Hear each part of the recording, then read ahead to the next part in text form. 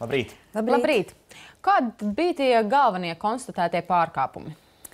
Nu, visvairāk mēs konstatējām pārkāpumus, kad nepareizi tiek konvertēta valūta, tad nepareizi tiek norādīts attiecības starp latiem un eiro, un arī nereti tomēr konstatējām, ka vispār netiek norādīts cenas divās valūtās. Tātad to prasību par paralēlu atspoguļošanu neievēro vispār.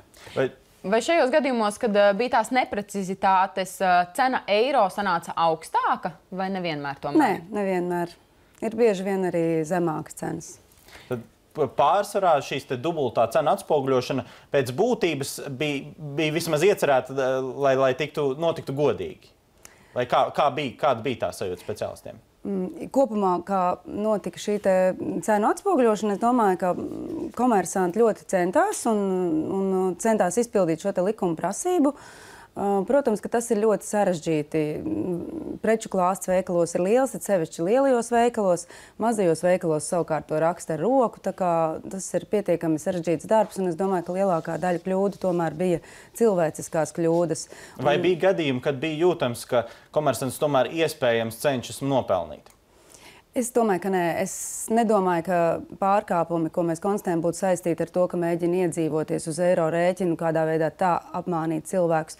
Vairāk varbūt tas mērķis tiem, kas negrib izpildīt tās prasības, pirmkārt ir tāds tā kā protests pret eiro.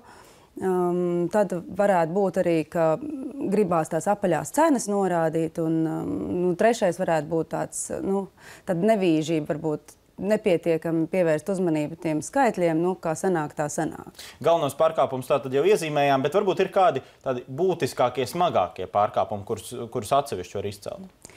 Faktiski, kā smagākie mēs droši vien varam minēt, ir divas lietas izskatītas par negodīgu komercpraksi arī komersantiem. Viena no tām lietām bija par tirdzniecības veikalu ķēdi, kurai bija atkārtot vairākos veikalos konstatēta pārkāpuma, tad tur mēs piemērojam arī sodu par negodīgu komercpraksi. Un vēl vienā tirdzniecības vietā, kurā faktiski tika vienkārši piemēroti pilnīgi savs eiro kurs, oficiālais kurs norādīts viens, alkohola nodaļā cits, vēl citā nodaļā cits. Tā arī bija tāda neuzmanība? Nē, tā noteikti nebija neuzmanība, tā bija kaut kādi... Man pat grūti pateikt, kāda ir tieši iemesli, lai šādā veidā rādītu šīs cenas. Tad tomēr bija atsevišķi uzņēmēji, kas bija visai negodprātīgi eiro ieviešanas kontekstā? Ļoti maz, es teiktu. Vai jūs šajā laikā saņēmāt daudz iedzīvotāju sūdzību par šīm problēmām un kādas tās bija? Mēs saņēmām diezgan daudz iedzīvotāju sūdzības, it sevišķi pirmajā periodā, kas faktiski bija pagājušā gada oktobris līdz decembris un šī gada janvāra sākums, jo patērētāji tiešām ļoti sekoja līdz tam, lai cenas neceļās, un mums pat ļoti daudz sūdzības īstenībā bija par 1 eiro centu atšķirību šajā konvertācijā, kas, man liekas, ir tā diezgan pat apbrīnojami, ka mēs to pamanam, tā kā diezgan daudz bija. Un tieši par cenu celšanu bija diezgan daudz sūdzības. It sevišķi tajās pirmajās 2 janvāra nedēļās bija ļoti daudz par sabiedrisko transportu. Pamatotas? Redzat, sabiedriskam transportam bija savi noteikumi, kādā veidā viņi drīkst šīs cenas apaļot, līdz ar to būtībā tur pārkāpumi netiek konstatēti. Bet kopumā, ja runā par patērētāju sūdzībām, tās bija ļoti pamatotas. Ap 70–80% sūdzību pēc tam, kad mēs pārbaudījām, izrādījās pamatotas. Tiešām bija šie pārkāpumi. Vai tas, ko jūs sagaidījāt pēc eiro ieviešanas, tūlīt pēc 1. janvāra, bija sūdzību un pārkāpumu skaita ziņā bija apmēram tas, ko centrs gaidīja? Janvārī jau droši vien, ka jā, es varu teikt, ka tas bija tas, ko mēs gaidījām, bet kopumā mēs bijām domājuši, ka būs mazāk pārkāpumu skaits, ka mēs mazāk konstatēsim pārkāpumus, jo vidēji mēs konstatējām ap 35% pārbaudēs pārkāpumus. Tā kā no vienas puses diezgan liels tas skaitlis.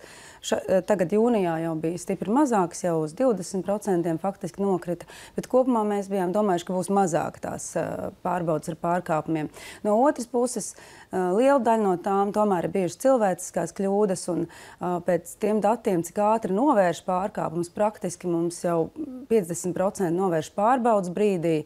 Tad vēl nākamie procenti, ko nevar uzreiz novērst, to novērš 5 darbdienās un informē mūs par to. Un tikai neliela daļa ir, kam mēs esam spiesti aicināt sāktot novērst pārkāpumus. Un vēl mazāk ir tie, kam mēs atkārtot konstatējam. Visā periodā mēs esam piemērojuši tikai 181 administratīvo sodu. Tā kā tas, manuprāt, tomēr liecina labu par mūsu komersantiem. Mēs zinām, ka bija pat īpaša kampaņa godīgs eiro ieviesējs, ja mēs runājam par šiem komersantiem, kas tā kā publiski uzņēmās, ka viņi būs godīgi, vai visos gadījumos tiešām tā arī bija?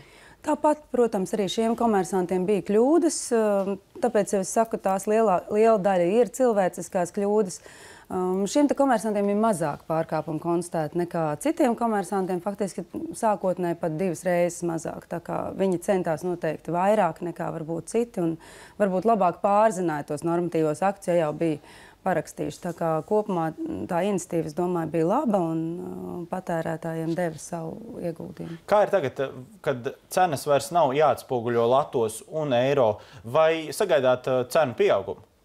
Es noteikti nesagaidu, tāpēc, ka pirmkārt mūsu valūtas kursa dēļ mums jau visiem šobrīd viss liekas dārgāks.